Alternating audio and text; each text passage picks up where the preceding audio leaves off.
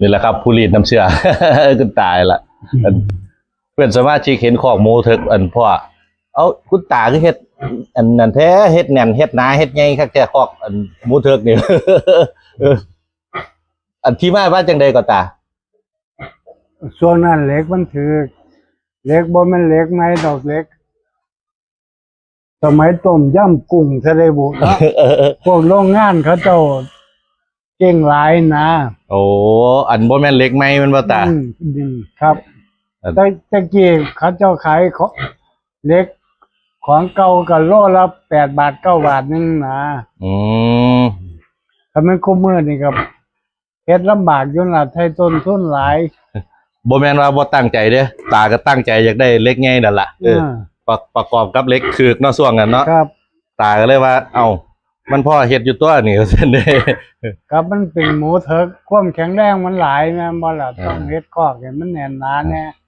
แน่นหนาไว้ก่อนล่ะ คิดว่าก็สิใช้เวลาโดนได้นะ โอ้ยก็สิบ่โดนแล้วบ่ตาเฮ็ดมาจักปีแล้วนี่ สิบ่30-40 ปีแล้วบ่30 กว่าปีแล้วมั้ง ยังบ่เห็นร่องรอยอันความเสียหายอยู่ครับ ครับ เล็กเราดีครับอีหลีเล็ก เราเลือกมานี่แน่นหนาครับบ่มีห้อยอันหมูเด้อหมูง่างได้เลยไหม บ่มีเสียรูปเสียทรงเลย แต่ละคอกเลยยังอยู่ในสภาพเก่าอยู่ครับ ผู้ใดมาเห็นเขาเจ้าก็ว่าหาเช่าเลี้ยงบอกเนี่ยเด้อว่าจัง เอา มาติดต่ออันซื้อเล็กต่อเราเด้อ คันหาเช่าเลี้ยงบอกแน่ว่าเพิ่นสิมาซื้อข้อเก่านะ ห่วยยกไปก็ตั้งเสาใส่ระยะรถแล้วเนาะว่า อืม เมืองเราเฮ็ดดีแล้วว่าจุดเชื่อมจุดหยัง มันสิใช้ได้อีกหลายปี โอ้ยมันก็ตายปลาพุ่นแล้วนี่เนาะ จากรุ่นผู้คนเนี่ยจังสิเล็กจังสิห้างสิเปื่อยสิขาดพุ่นน่ะ ขนาดอยู่กับหมูเถิกด้วยนี่ยังบ่มีห้อยง่างใดเนาะ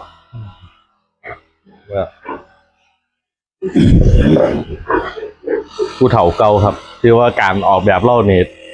มาคิดได้ดีอยู่ดอกเนาะบ่ได้จบสร้างจบหยังมาดอก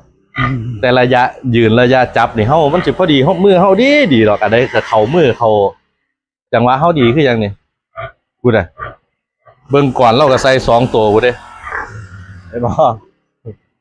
บ่แม่นมีตัวเดียวเด้อครับ2พูดน่ะ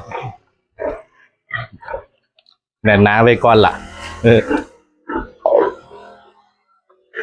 มีไม่ได้ใช้ดีกว่าจะใช้แล้วไม่มี แข็งแรงทนทานครับ ขนาดเท่าไรเลยตาเล็กเขาเล็กจังนิ้ว สิว่าเป็น2 นิ้วครึ่งพุ่นบ่2 นิ้ว เล็ก2 นิ้วบ่ กูจะ กันว่านิ้วครึ่งเฮ็ดจังไดเนาะ ครับบอชัดเจนครับ อันซื้อเล็กมือ2มาครับ ก็เลยบ่ได้สั่งกันนี่บ่ได้ย่างไปกำเบิ่งเอาบัดนี้ละติ แข็งแรงทนทาน มันได้ กับวันไหนอยู่น้ำกันอีกโดนแท้ละ